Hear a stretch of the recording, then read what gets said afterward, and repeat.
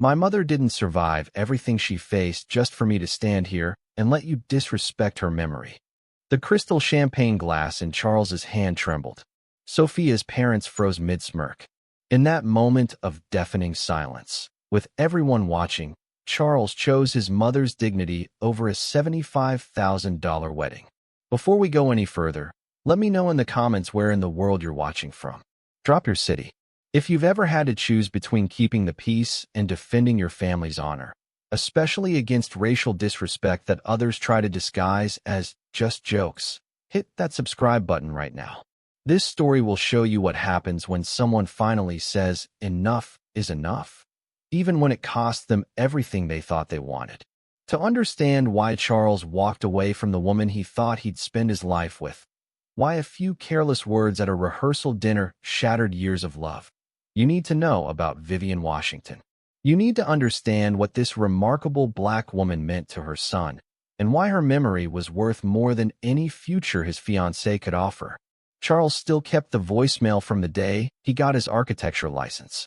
Hearing his mother's voice, that distinctive blend of strength and tenderness that only Vivian Washington could manage, was like feeling her arms around him even now, 2 years after cancer had taken her.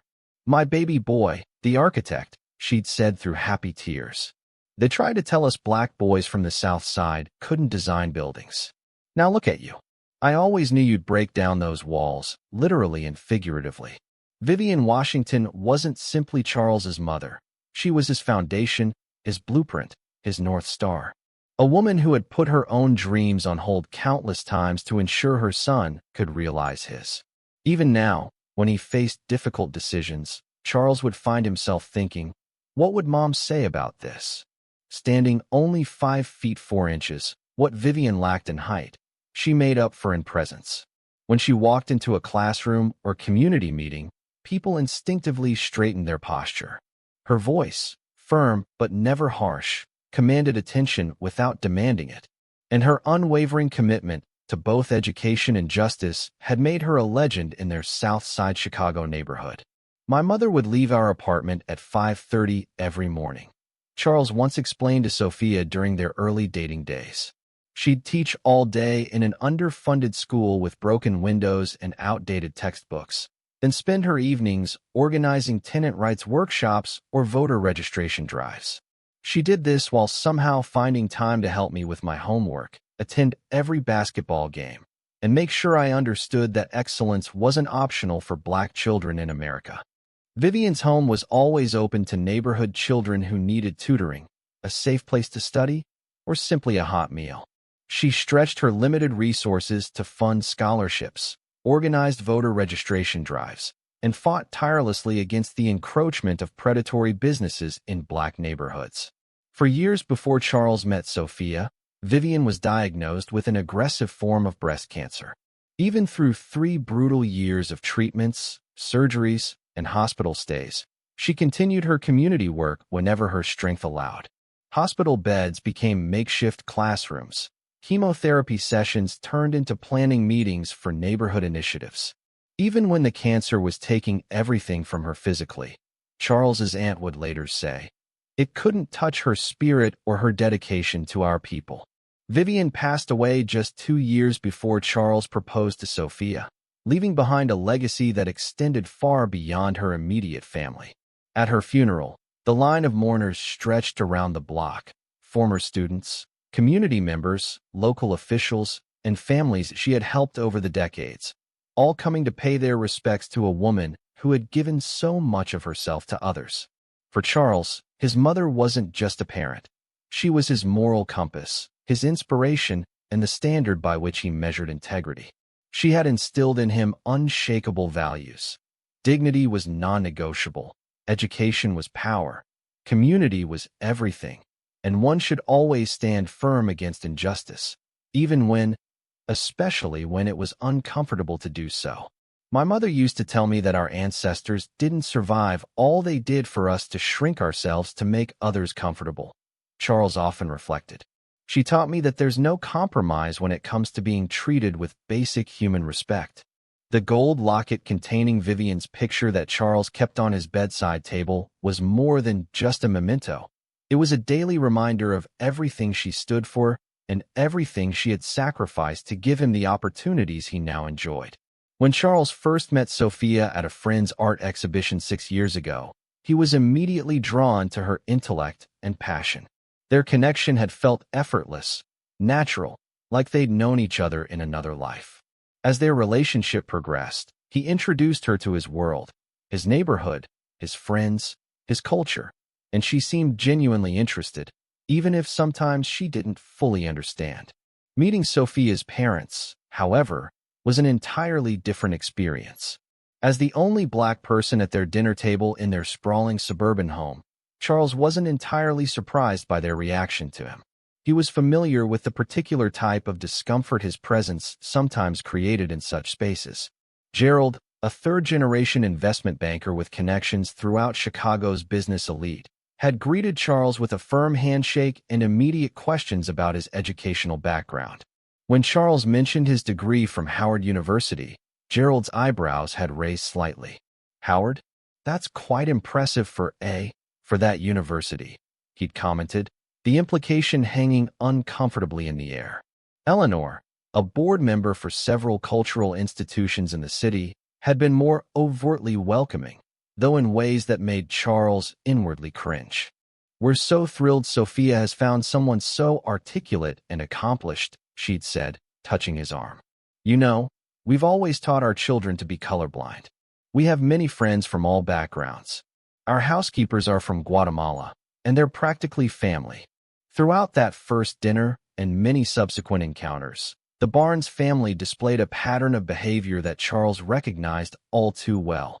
The slightly surprised tone when discussing his professional accomplishments, the frequent mentions of the other black person they knew in various contexts, the questions about his opinions on urban issues, and the subtle ways they positioned him as different or exceptional compared to other black people. "You're not what people would expect," Gerald had commented after a few drinks at their country club. "You know what I mean." Charles did know, but for Sophia's sake, he smiled and navigated these interactions with the practiced patience of someone who had been dealing with such microaggressions his entire life. He told himself that what mattered was his relationship with Sophia, not her family's inability to see beyond their own biases. Sophia herself seemed oblivious to these dynamics. When Charles gently tried to point out some of her parents' more problematic comments, she became defensive. "They don't mean anything by it, Charles. They're from a different generation," she'd say. "They really like you. They're just not used to, diversity." Over time, Charles noticed how Sophia would sometimes echo her parents' perspectives. She'd express surprise at the well-spoken black colleague at her law firm, or question why Charles felt the need to attend events specifically for black professionals. "I don't see why everything has to be about race," she'd say when he tried to explain. "Can't we just be people?" These moments caused Charles to pause, but he attributed her blind spots to her privileged upbringing rather than any malice. He believed that with time and exposure to his world, she would develop a more nuanced understanding. What he couldn't ignore, however, was the Barnes family's attitude toward his mother's memory. Any mention of Vivian and her accomplishments was met with polite but dismissive nods, as if her work in black communities was somehow less significant than their own charitable involvements with prestigious arts organizations. "Community activism is certainly noble," Eleanor had once commented, "though I've always believed real change happens through proper institutional channels."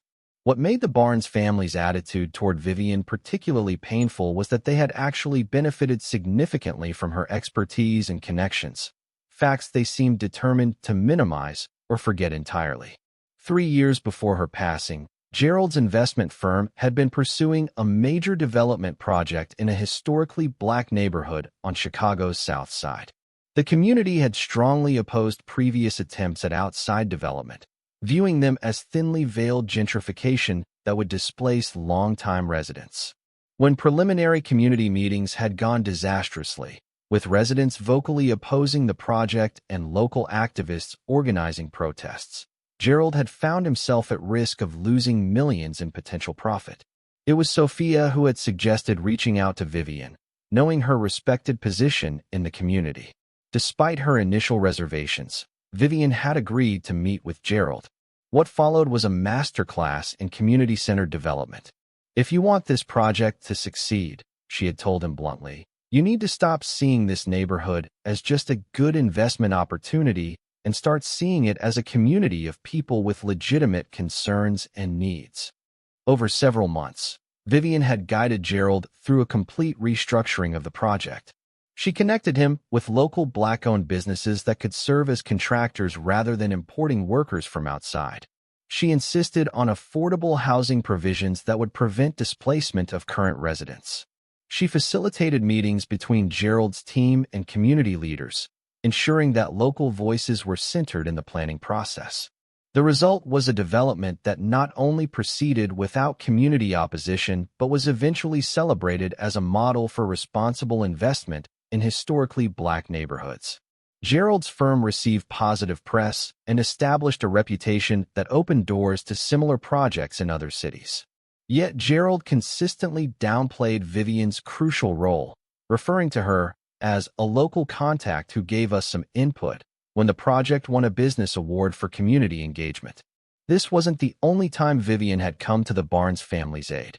When Sophia's younger brother was struggling academically in his pre-law program, risking his chance at following the family tradition of attending an Ivy League law school, it was Vivian who had stepped in.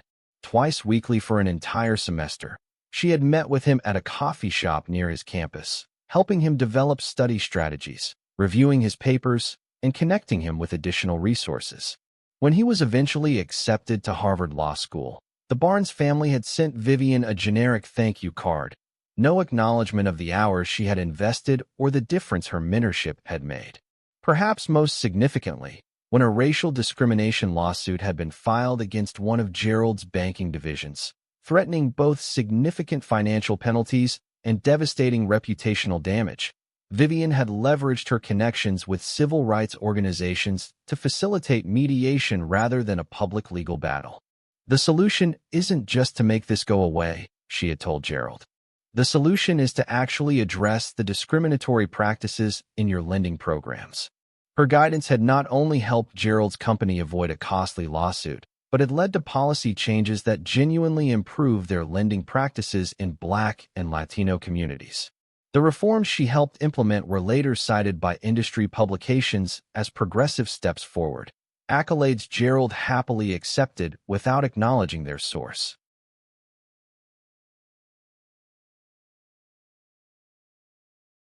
If you've ever experienced someone benefiting from Black expertise while simultaneously diminishing its value, you know exactly how hurtful this kind of erasure can be.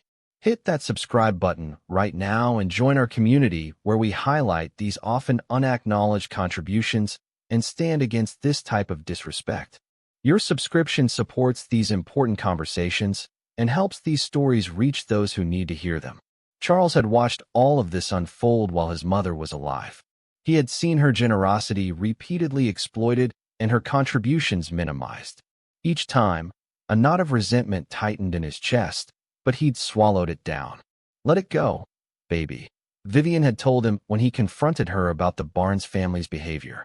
"I don't help people for recognition, but they take advantage of you, Mom," Charles had argued. "They use your connections, your knowledge, your time, and then act like they did it all themselves."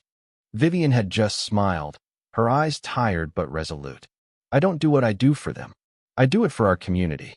If helping them means helping us, then that's what matters." She'd reached out to squeeze his hand.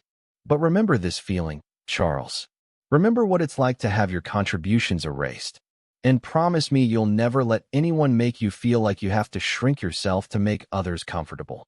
He had promised her. At the time, it had seemed like an abstract commitment, a general principle to live by. He couldn't have known then just how directly he would be tested on that promise, or how high the stakes would be when that moment came. Out of respect for his mother's choices and his relationship with Sophia, Charles had remained silent about the Barnes family's behavior, a decision he would eventually come to regret with every fiber of his being. Because when the time came to stand up for his mother's legacy, the words he'd need weren't just about defending her memory. They were about claiming his own right to dignity in a relationship that had slowly, insidiously begun to erode it. As the wedding date approached, Charles began noticing subtle but significant shifts in his relationship with Sophia. What had once felt like an equal partnership was slowly becoming something different, something that required him to constantly accommodate, adjust, and sometimes even erase parts of himself to maintain peace. The first major sign came during their discussion about the ceremony itself. Charles had suggested incorporating elements that would honor both their cultural backgrounds, perhaps including a jumping the broom ritual alongside more traditional Western wedding customs. "I just don't think it fits the aesthetic we're going for," Sophia had said, scrolling through the Pinterest board she'd created. "Besides, my parents are investing a lot in this wedding. They have certain expectations." When Charles pushed back, suggesting that their wedding should reflect both of them, not just her family's vision, Sophia's response was telling. "Charles, do we really need to make this political? It's just a wedding." That word, political, struck him like a physical blow. The idea that honoring his cultural heritage was somehow a political statement rather than simply an expression of his identity revealed a fundamental disconnect in how Sophia viewed their relationship. Similar moments accumulated as wedding planning progressed. When Charles proposed having his mother's favorite gospel choir perform at the ceremony, Sophia suggested a string quartet would be more appropriate. When he wanted to include soul food alongside the catered French cuisine at the reception, she worried it might confuse the guests. When he mentioned having his cousin, a spoken word artist, perform a piece in honor of Vivian, Sophia said it might bring down the mood.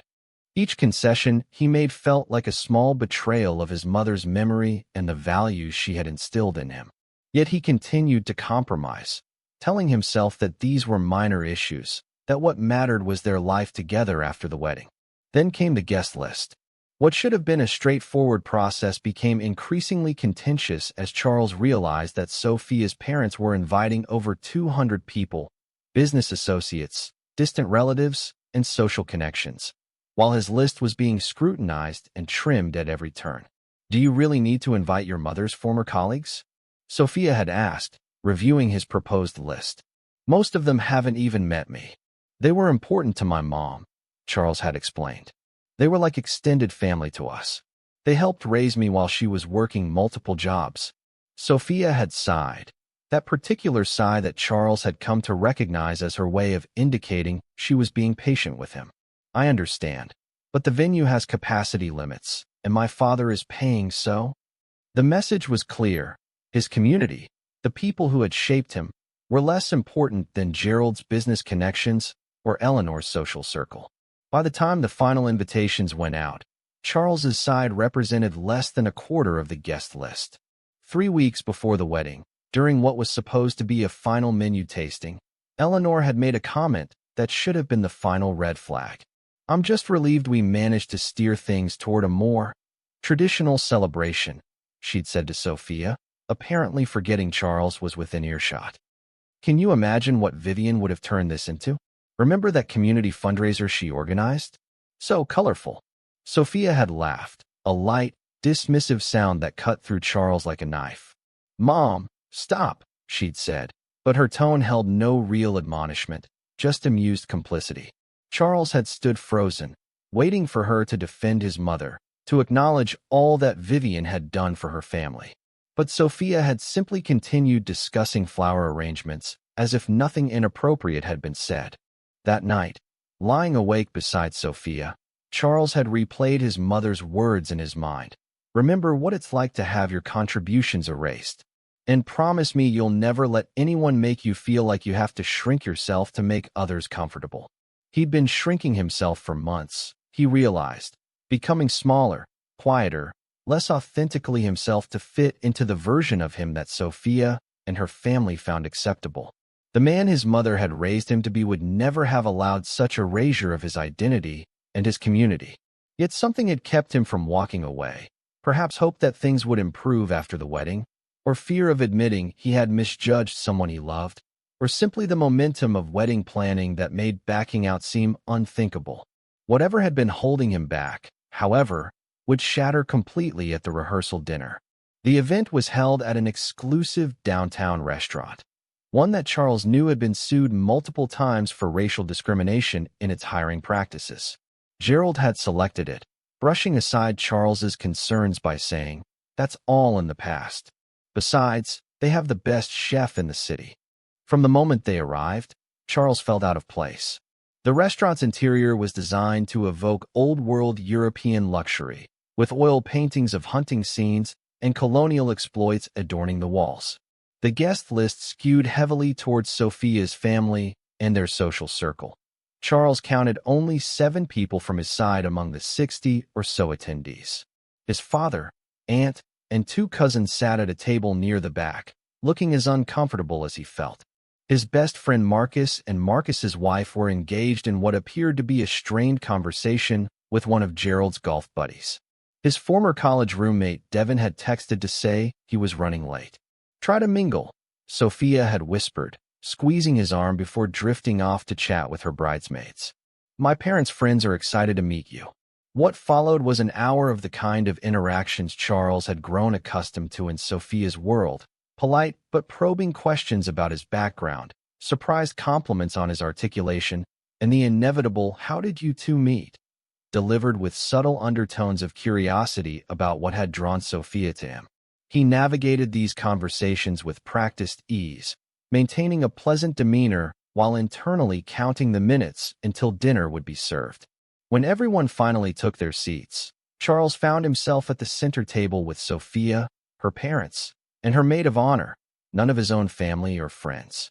Gerald stood to deliver the first toast, champagne glass held high. He began with standard remarks about welcoming Charles to the family and expressing pride in his daughter. Then his speech took an unexpected turn.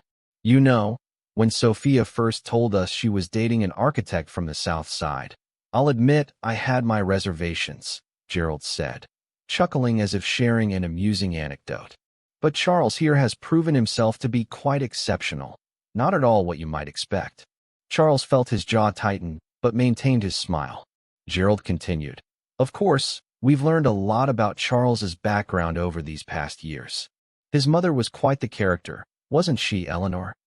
Eleanor nodded, smiling. "Oh yes, Vivian was unique. Very passionate about her causes."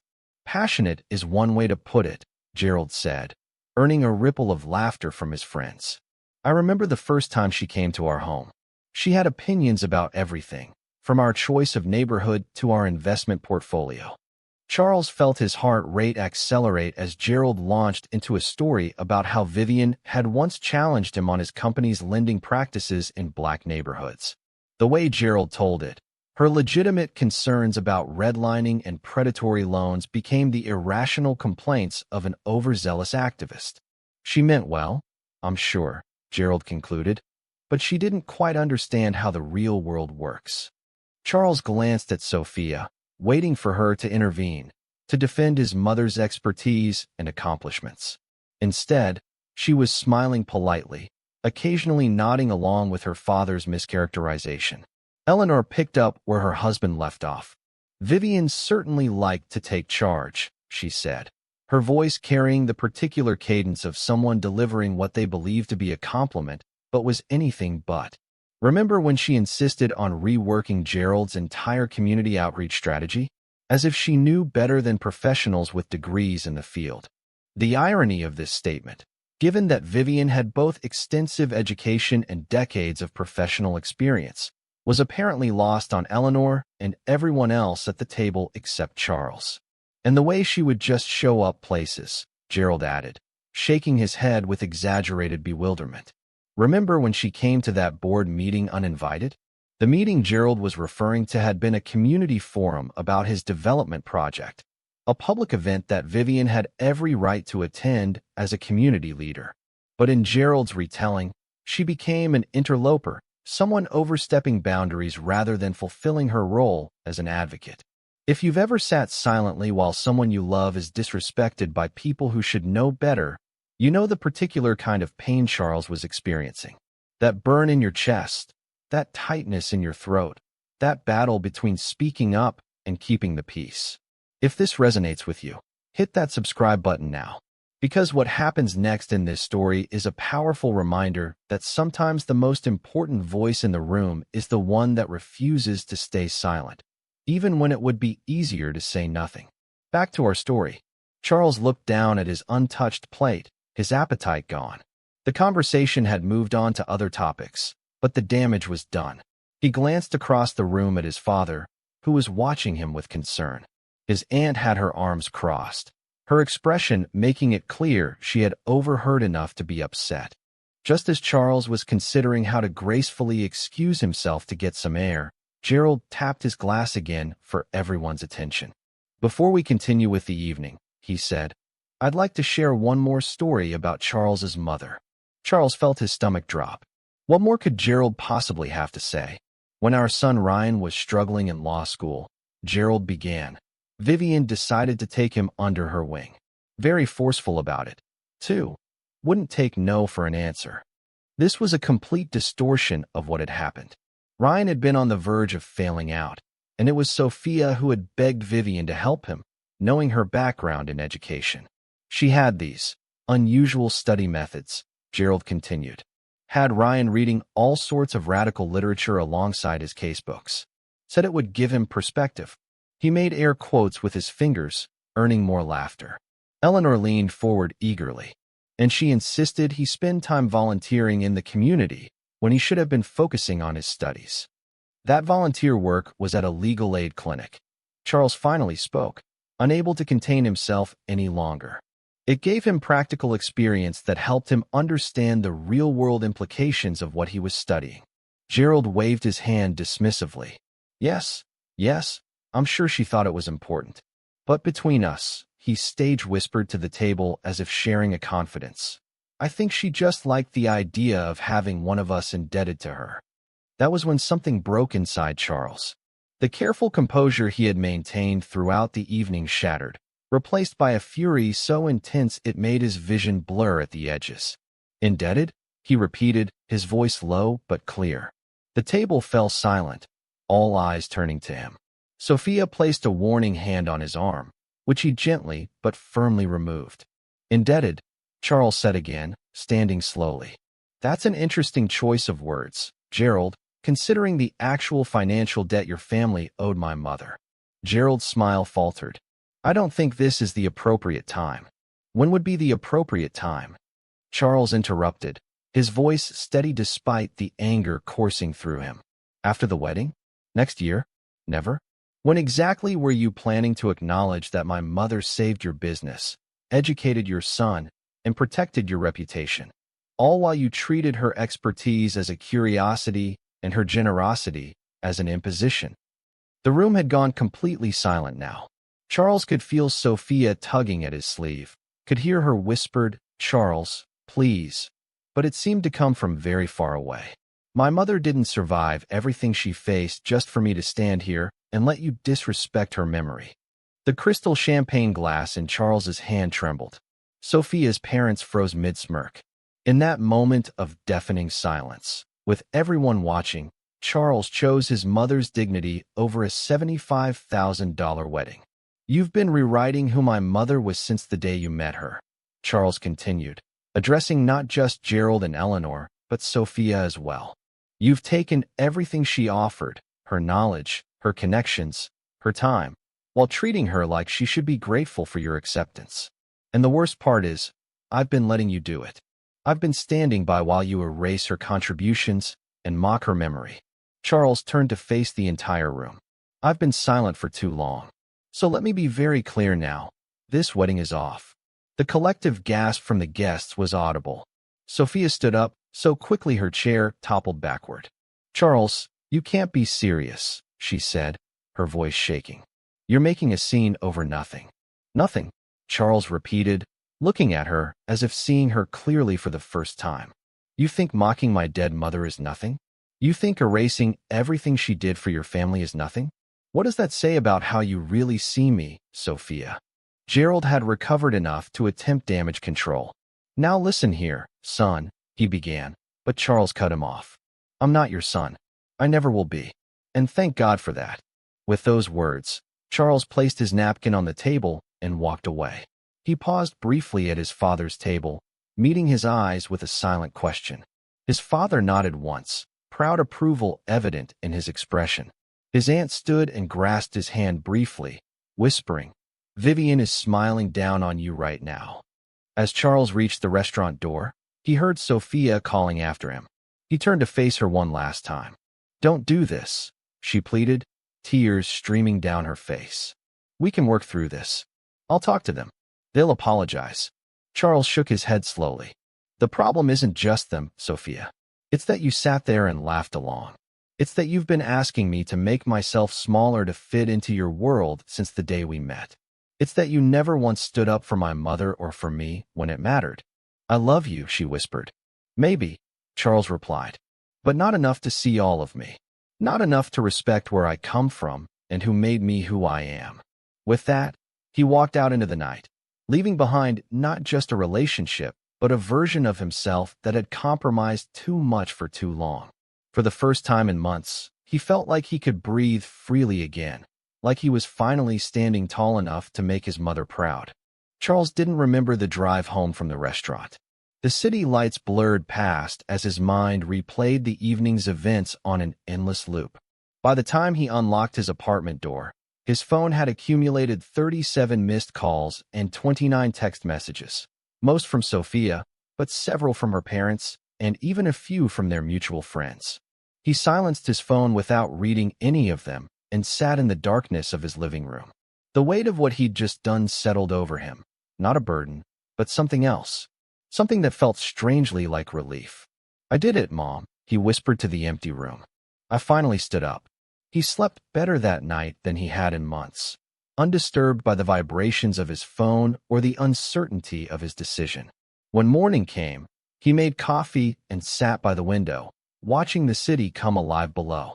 There was grief in him, certainly, mourning for the future he'd thought he would have, but it was overshadowed by a profound sense of having reclaimed something essential. His father called around noon. "You doing all right, son?" The deep, familiar voice carried both concern and pride. "Yeah, Dad, I think I am. Your mother would have been proud of you last night." "I know I was." Charles felt his throat tighten. "I should have said something sooner. Every time they disrespected her." "Don't do that to yourself," his father interrupted. "You spoke up when it mattered most. That's what counts." After hanging up, Charles finally checked his messages. Sophia's texts ranged from angry, "How could you embarrass me like that?" to pleading, "Please call me. We can fix this." Her final message, sent at 3:47 a.m., simply read, "I'm coming over tomorrow. We need to talk." Charles didn't respond. Instead, he spent the day methodically canceling wedding arrangements, calls to the venue, the caterer, the florist.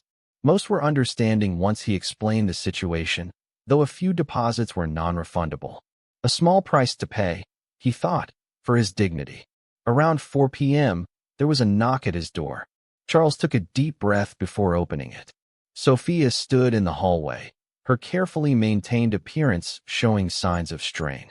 Her eyes were red-rimmed, her hair pulled back haphazardly. She wore jeans and a sweater, a far cry from her usual polished look. "Can I come in?" she asked, her voice small. Charles stepped aside to let her enter, but remained standing as she perched nervously on the edge of his couch. "You're not returning any of my calls," she began.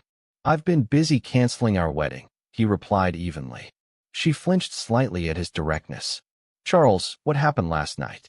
I know my parents crossed a line, but—" "Crossed a line," Charles repeated, disbelief evident in his tone. "Sophia, they didn't just cross a line. They tap-danced all over my mother's memory and then acted like I should be grateful for the performance. They were just trying to be funny," she protested weakly. "They didn't mean any harm. That's exactly the problem. They thought mocking a black woman who helped them in countless ways was just harmless fun. And you sat there laughing along." Sophia's eyes filled with tears. "I wasn't laughing at your mom. It was uncomfortable. And sometimes when things are uncomfortable, I laugh. You know that about me."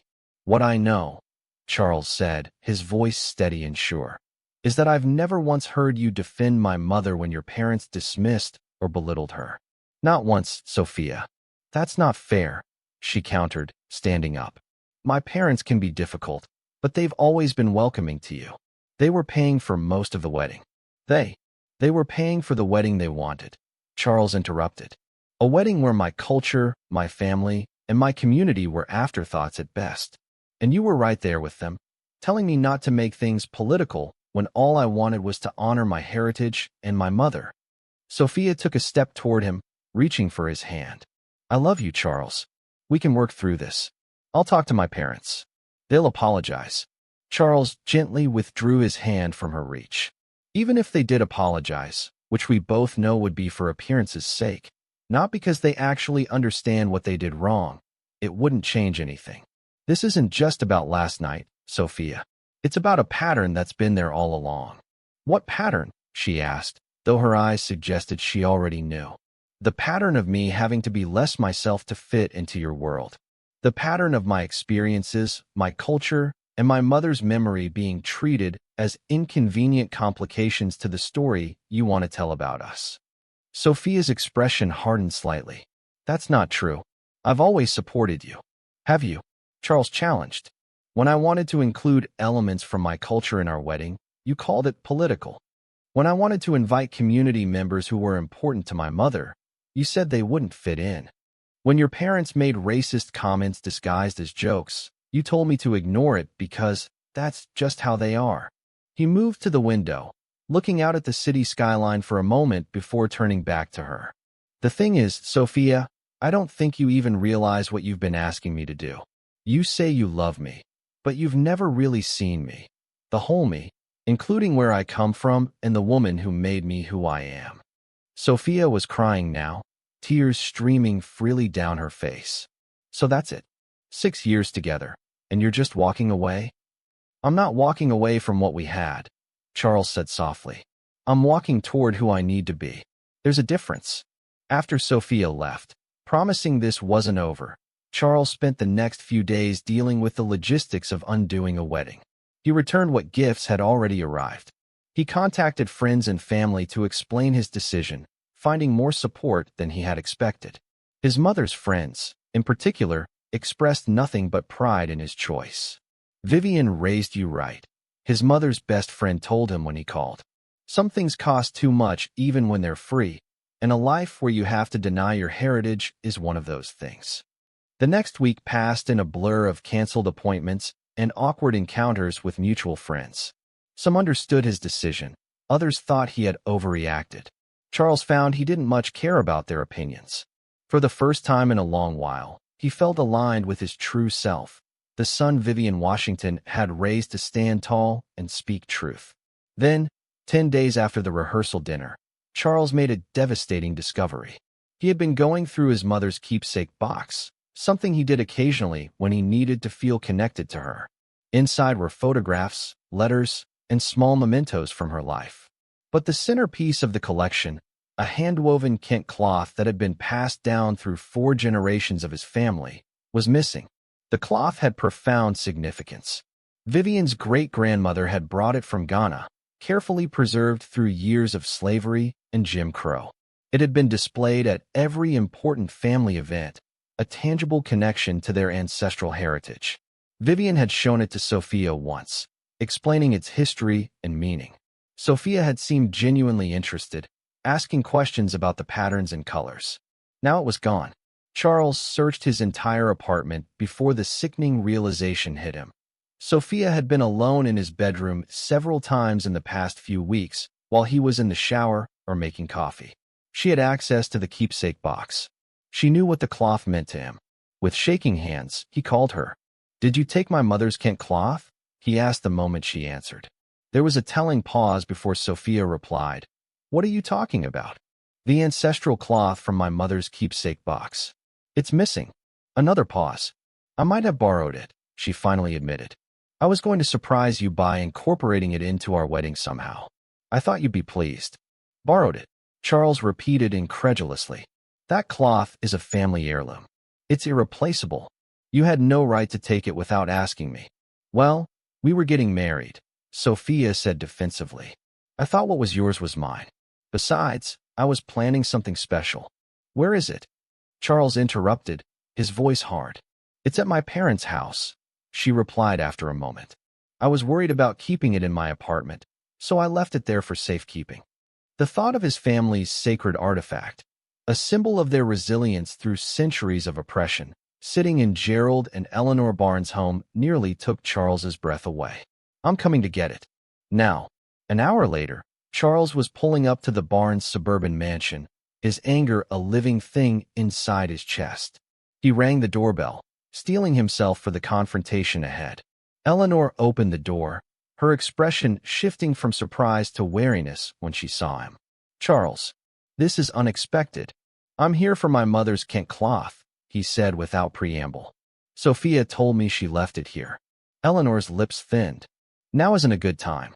Perhaps you could come back." "This isn't a social call," Charles interrupted. "I'm here for a family heirloom that Sophia took without permission. I'm not leaving without it." Gerald appeared behind his wife, his imposing frame filling the doorway. "Is there a problem here?" "Your daughter took something that doesn't belong to her," Charles stated flatly. "An irreplaceable piece of my family's history. I want it back." Gerald's expression hardened. "You break my daughter's heart, humiliate our family in front of our friends, and now you have the audacity to show up here making demands." "This isn't about your daughter's heart or your family's reputation," Charles replied, his voice steady despite his rising anger. "This is about a sacred family artifact that has survived generations of people trying to erase our heritage, just like you tried to erase my mother's contributions to your success. If you've ever had to stand your ground to protect your cultural heritage from those who don't respect its significance, hit that subscribe button now."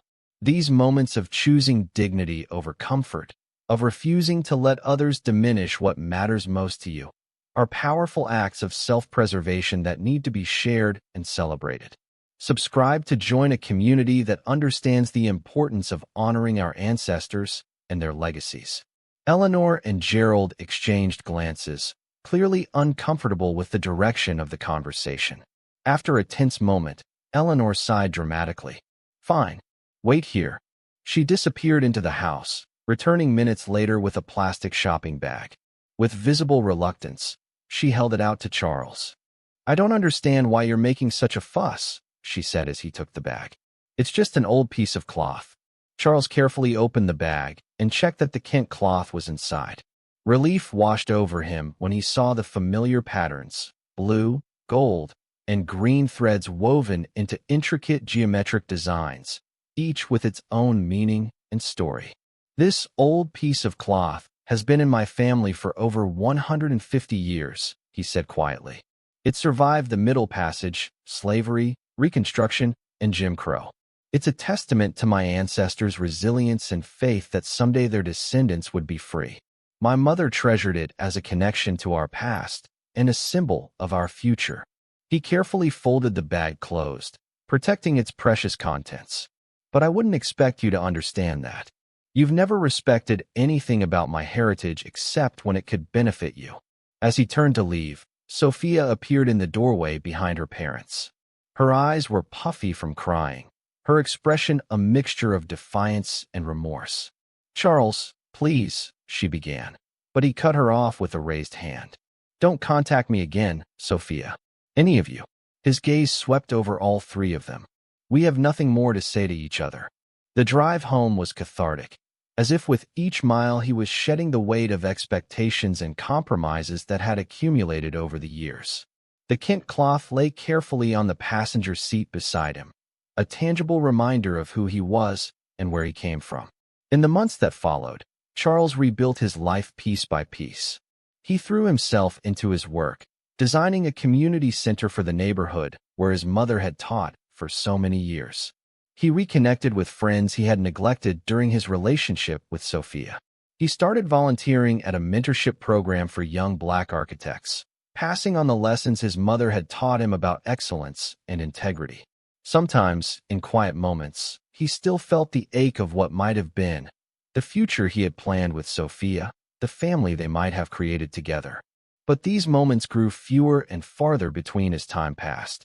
1 year after the wedding that never happened, Charles hosted a community celebration for the opening of the Vivian Washington Memorial Center. As he stood at the podium, looking out at the gathering of family, friends, former students, and community members, he felt his mother's presence as strongly as if she were standing beside him. My mother used to say that dignity isn't something anyone can give you or take away from you, he told the assembled crowd. It's something you claim for yourself, every day, through your choices and your actions. Sometimes claiming that dignity means walking away from situations or relationships that require you to be less than who you are. He paused, his gaze sweeping over the faces before him.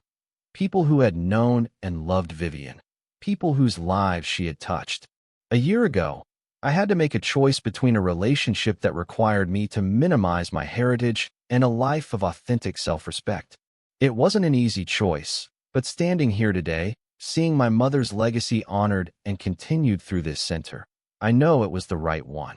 As applause filled the room, Charles felt a profound sense of peace. He had kept his promise to his mother. He had refused to shrink himself to make others comfortable. He had honored her memory not just with words, but with actions.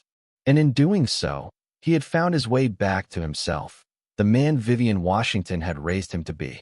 Thank you for joining me for this story about standing up for your heritage and honoring those who paved the way for us. If this resonated with you, please hit that subscribe button and bell notification to join our community. Share your thoughts in the comments below, and let me know what other stories you'd like to hear. Remember, some things are worth more than comfort. Our dignity, our heritage, and the memories of those who sacrificed for us should never be compromised.